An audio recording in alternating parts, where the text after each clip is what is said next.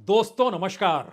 आप माने या ना माने, लेकिन मोदी सरकार मान चुकी है कि भारत विकसित राष्ट्र होने की दिशा में बढ़ चला है।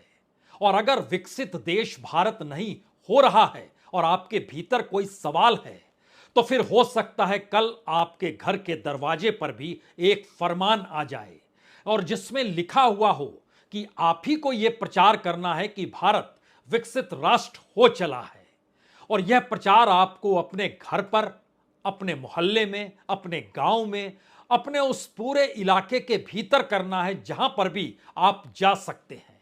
क्योंकि यह फरमान है तो आपको यह काम करना पड़ेगा।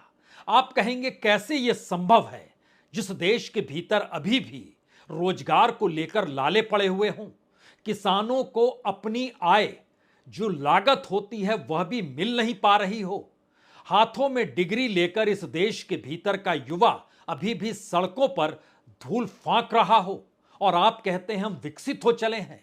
अगर विकसित का मतलब प्रति व्यक्ति आय ही सही, तो अभी भी हम लगभग 13 गुना विकसित राष्ट्रों की तुलना में पिछड़े हुए हैं। तो हम विकसित कैसे हो गए? लेकिन फरमान है तो आपको मानना पड़ेगा। आप सोच रहे होंगे ये बड़ी अजीबोगरीब स्थिति है कि फरमान कोई ऐसा कैसे आ सकता है कि हम विकसित हो गए। जी नहीं, अभी आपके पास ये फरमान नहीं आएगा, लेकिन कल, परसों, उसके बाद कभी भी आ भी सकता है। यह सवाल अब इसलिए बड़ा हो चला है क्योंकि इस देश के तमाम नौकरशाहों को इस देश में घूम घूम कर और बकायदा ग्राम पंचायतों तक में घूम घूम कर यह बताना है कि भारत विकसित राष्ट्र होने की दिशा में संकल्प लेकर चल पड़ा है। और इस देश के भीतर में जो एग्रीकल्चर यानी खेती है और जो किसान है, उसकी माली हालत में कितना सुधार हुआ है, सरकार ने किस किस तरीके की कौन कौन सी योजनाएं इस देश में लागू कर दी है, यह बताने का काम इस देश के आईएएस करेंगे। वो तमाम अधिकारी करेंगे जो बीडीओ से लेकर कलेक्टर तक तमाम जिलों को संभालते हैं। अब उनका यह काम है कि सरकार के उन कार्यक्रमों को जनता तक यह कहकर पहुंचाना है कि दरअसल हम कितने विकसित राष्ट्र होने की दिशा में बढ़ चले हैं।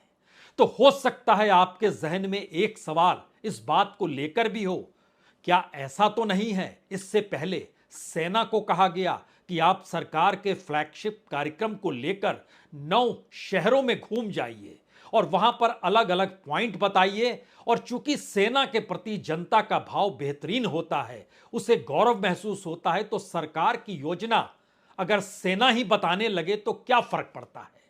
सरकार तो जनता की है और उसकी योजनाएं जनता के लिए हैं, तो फिर सेना को इसमें लगा दिया जाए। उसका अगला स्टेप अब नौकरशाही की दिशा में बढ़ा है। यानी सवाल वह पुराना हो चला है कि सरकार पूरे सिस्टम को अपने प्रचारक के तौर पर कैसे इस्तेमाल कर रही थी। यह सवाल पुराना हो चला है कि सत्ता में बने रहने के लिए, सत्ता के लिए जो अलग अलग सरकारी संस्थानों का उपयोग इस दौर में हो रहा था, वो सारे सवाल अब पीछे छूट गए। नया फरमान नौकरशाही के लिए है और इस नौकरशाही के फरमान की एक तस्वीर जरा आप देख लीजिए, जो 3 दिन पहले ही जारी की गई। इस देश के भीतर में चाहे वह डिप्टी सेक्रेटरी हो, ज्वाइंट सेक्रेटरी हो, डायरेक्टर लेवल का अधिकारी हो, इस देश के भीतर में जितने भी जिले हैं, उन जिलों में जितने भी ग्राम पंचायतें हैं, उन तमाम जगहों पर अगले 60 दिनों तक ऐसा कार्यक्रम चलाया जाए जिससे लोगों के जहन में यह बात बस जाए कि हां, यही वो परिस्थिति है जिसमें भारत विकसित तो हो चला है।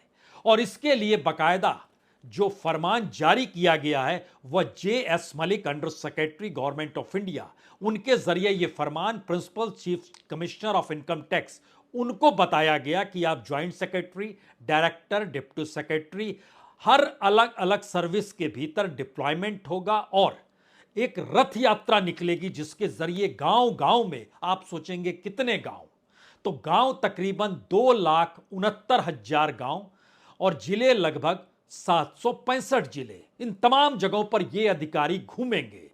हम इस बात का और आगे बढ़ाएं उससे पहले जरा इस फरमान को देख लीजिए।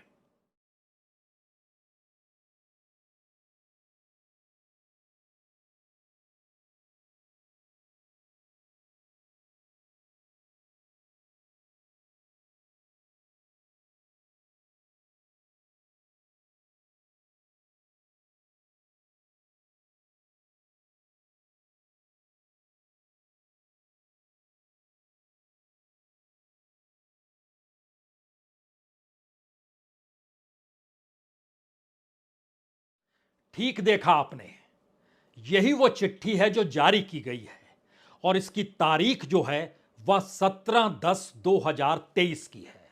जो फाइल नंबर है वो I-28047/8/2023 है और देश के 765 जिले 2,69,000 ग्राम पंचायतों में इस देश के भीतर एग्रीकल्चर यानी खेती और किसानों के कल्याण को लेकर सरकार ने जो भी काम किया है उसको बकायदा सेलिब्रेशन के साथ बतलाना है इन तमाम अधिकारियों को। और 9 साल में सरकार की जो उपलब्धियां इस दौर में की गई वो सब कुछ इस दौर में बताना है और उसका नाम रखा गया है विकसित भारत संकल्प यात्रा। जानकारी लेनी है, जानकारी देनी है, जागरूकता पैदा करनी है, ग्राम पंचायत लेवल पे करनी है और ये 20 नवंबर 2021 से यह रथ यात्रा शुरू हो जाएगी जो कि 25 जनवरी 2024 तक चलेगी, यानी 26 जनवरी के एक दिन पहले तक। और इस दौर में जो भी प्रिपरेशन होगा, जो भी प्लानिंग होगी, उसका जो भी एक्सक्यूशन होगा, उसकी जो भी मॉनिटरिंग होगी, इस रथ यात्रा को लेकर तमाम बड़े अधिकारी एकजुट हो जाएं और इसके जो पद घोषित किया गया इसमें बड़े बड़े अधिकारी यह ना सोचें कि उनका यह काम नहीं है, इसीलिए बकायदा लिख दिया गया सरकार के भीतर डायरेक्टर तक के अधिकारी, ज्वाइंट सेक्रेटरी तक के अधिकारी, डिप्टी सेक्रेटरी तक के अधिकारी इससे जुड़ेंगे और दिल्ली जैसे क्षेत्र में भी 15 अधिकारियों की स्पेशल तौर पर नियुक्ति होगी। हो सकता है आप सोच रहे होंगे अगर वाकई सरकार सुबह से लेकर रात तक और उनके इलाके का बीडीओ हो या फिर जिले के भीतर में कलेक्टर और डीएम ही क्यों ना हो, वह भी अगर बताने लगेगा कि यह कमाल की स्थिति इस देश के भीतर आ चुकी है और हम विकसित राष्ट्र होने की दिशा में बढ़ चुके हैं, तो सरकार का कार्यक्रम जरा समझ लीजिए। दिसंबर के महीने में प्रधानमंत्री मोदी इस देश में 2047 का विजन रखेंगे। कैसा विकसित राष्ट्र होगा, उससे पहले विकसित राष्ट्र आपके जहन में बस जाना चाहिए, इसीलिए इसकी शुरुआत 20 नवंबर से हो जाएगी।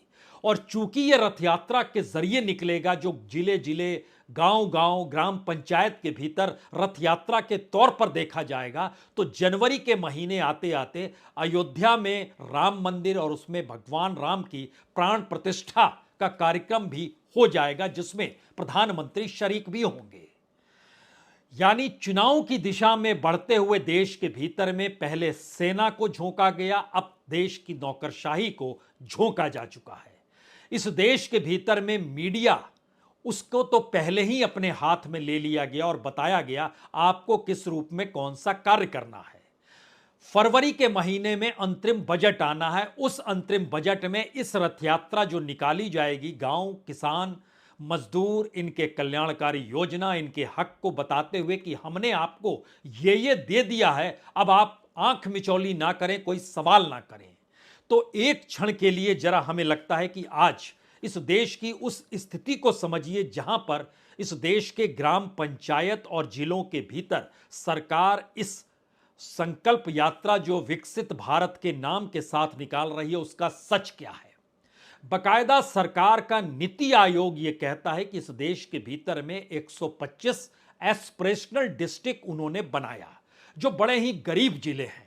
उन गरीब जिलों के भीतर की प्रति व्यक्ति आय, इस देश की औसत आय जो सरकार ने बताई उसकी तुलना में लगभग 1/4 है, यानी 25% है। और अगर इन गांव के भीतर चले जाइएगा जिनकी संख्या 125 एस्पिरेशनल डिस्ट्रिक्ट के भीतर तकरीबन 40,000 से ज्यादा गांव जो यहां पर मौजूद हैं, वहां पर न्यूनतम जरूरतों को पूरा करने के लिए भी इन लोगों को अभी भी पांव पर खड़ा हो पाने की स्थिति सरकार पैदा नहीं कर पाई। भारत ग्रामीण जीवन का भारत है और ग्रामीण जीवन का मतलब यह है कि कमोवेश 60% आबादी खेती पर निर्भर है। तो 2024 से पहले उनके जहन में इस बात को डाल दिया जाए कि भारत विकसित होकर कैसे बढ़ चला है और यह फरमान नौकरशाही के लिए है। इससे पहले सेना को था, उससे पहले मीडिया को था और उसके साथ साथ इस देश की न्यायपालिका के जरिए भी बहुत कुछ अपने अनुकूल करने की कोशिश कई माध्यमों से की गई। बचा क्या? बची है संसद, जिस संसद के भीतर जब कृषि कानून पर रिफॉर्म लेकर आया जाता है या 3 कानून लाए जाते हैं तो उसमें भी वोटिंग तक नहीं कराई जाती है और शोर शराबे के बीच उसको पार करा दिया जाता है और इस देश में 700 से ज्यादा किसानों की मौत उस आंदोलन को चलाते हुए हो जाती है जो प्रधानमंत्री जिस कानूनों की तारीफ कर रहे थे। और 700 मौतों के बाद प्रधानमंत्री जागते हैं और कहते हैं ठीक है, मैं इसे वापस लेता हूं, लगता है आपको मैं समझा नहीं पाया। तो इस देश के समूचे सिस्टम को ही प्रचारक के तौर पर, यह संघ के प्रचारक नहीं है, ये आप कह सकते हैं मोदी प्रचारक हैं। जो मोदी प्रचारक जो संघ के प्रचारक से भी एक पायदान ऊपर खड़ा है, क्योंकि सत्ता अब उसके हाथ में है और उसे ही इस देश के भीतर में उन बातों को पहुंचाना है जो 9 बरस में सरकार अपनी नीतियों के आश्रय हो सकता है ना पहुंचा पाई हो, लेकिन सरकार को लगता है उसने कर दिया काम तो कर दिया, यानी कागज पे जो भी उपलब्धियां खींची गई है वही सच है और उसी को काम अब हर किसी को बताना है। तो हो सकता है कल अगर आपको ऐसा लग रहा हो कि जी नहीं, अभी हम विकसित राष्ट्र कहां हुए हैं और विकसित राष्ट्र कैसे हो जाएंगे, तो एक क्षण के लिए जरा समझने की कोशिश कीजिएगा। भारत की ओवरऑल इकोनॉमी जो है, उस इकोनॉमी के भीतर का सच क्या है, ये हम बताएं उससे पहले 2 बात दिमाग में रखिएगा। इकोनॉमी कॉरपोरेट के नेटवर्क से भारत में बढ़ रही है। भारत के भीतर में lower class, lower middle class, upper middle class, सभी की स्थिति इस दौर में नाजुक होती चली जा रही है। बड़ी तादाद में नौकरियां गई, बड़ी तादाद में नौकरियां पैदा हो नहीं पाई। हमारे यहां का प्रोडक्शन कम हो गया, उत्पादन सेक्टर नीचे चला गया। इस देश के अलग अलग सेक्टर्स को लेकर जो स्थिति है, उसमें स्थिति इतनी नाजुक है कि भारत की कैटेगरी अगर इस देश की इंडस्ट्री और प्रोडक्शन और बेरोजगारी से जोड़ी जाए तो फिर हम एक गरीब राष्ट्र के तौर पर हमारा नाम आता है। और इसीलिए जब भूख को लेकर, यानी खाली पेट इस देश की कैसी स्थिति है, जब वह 111 नंबर पर आ गया निचली पायदान से 121 देशों में, तो सवाल था सरकार इसे मानेगी या नहीं मानेगी। तो सरकार ने एक सिरे से इनकार कर दिया।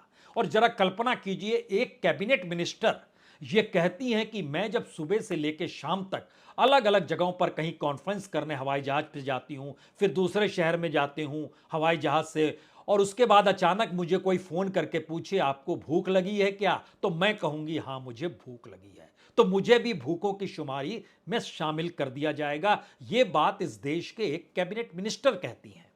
सवाल यह नहीं है कि यह देश के भीतर गरीब और सरकार के बीच कितनी बड़ी रेखा इस दौर में खींची जा चुकी है, इतनी मोटी लकीर है कि अब उसे कौन सा सिस्टम पार करेगा। तो सिस्टम नहीं बना पाए तो पूरे सिस्टम को ही सत्ता और सरकार और मोदी की उपलब्धियों के मद्देनजर अब प्रचारक के तौर पर पूरे देश में फैलाने का जिम्मा सरकार ने ले लिया। लेकिन बहरहाल, जब हम आपसे जिक्र कर रहे थे 125 एस्पिरेशनल डिस्ट्रिक्ट, जहां की आय जो है 30 से 40 हजार के बीच में घूमती है, जो 400 से ज्यादा, जो 40 हजार से ज्यादा गांव है इस देश के भीतर में, ग्राम पंचायत कहिए, वहां पर जो स्थिति है अगर प्रति व्यक्ति आय के तौर पर देखेंगे तो वह 30 हजार से नीचे है, यानी उस औसत से भी नीचे जिस दायरे में एस्पिरेशनल डिस्ट्रिक्ट्स आते हैं। अब यहां पर सवाल सबसे बड़ा यह आता है कि अगर ऐसी स्थिति है तो क्या इस देश के भीतर में पहली बार सरकार को समझ में आ गया कि इस देश का गरीब सरकार से रूठा हुआ है। सरकार समझ गई इस देश का किसान सरकार से रूठा हुआ है। इस देश में ग्रामीण भारत के भीतर जितनी मुश्किल है, अब सरकार को क्या समझ में आ गया। तो सरकार ने प्रोपेगेंडा का, या सरकार ने अपनी उपलब्धियों को बताने के तौर तरीके में उस पूरे सिस्टम को ही लगाना तय किया जो 20 नवंबर से 25 जनवरी तक हर गांव गांव में घूमकर बताएगा क्या कमाल हुआ है। तो सच क्या है, हमें लगता है हम पूरे देश में जाएं उससे पहले, चूंकि चुनाव का मौसम भी है, स्थिति इस देश के भीतर में ग्रामीण भारत और एग्रीकल्चर की क्या है, यह भी एक क्षण के लिए जरा समझिए। मसलन इस देश में जीडीपी में जो योगदान होता है वो तकरीबन 18% कृषि का योगदान होता है, लेकिन